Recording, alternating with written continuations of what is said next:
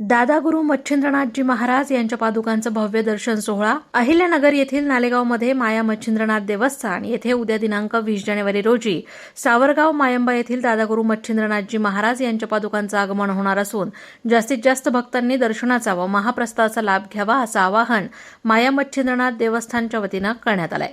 सतनमोदेश गुरुजींको आदेश।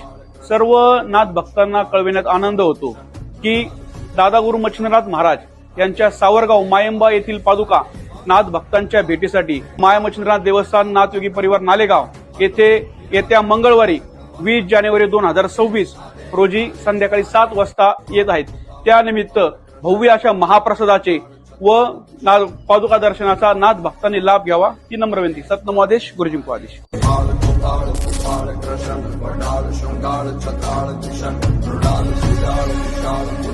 आदेश आदेश आदेश आदेश ममा अम्मा अक्षय हलो अता अब्रम अवेग हलो विरागत रागत वपन आदेश आदेश आदेश आदेश।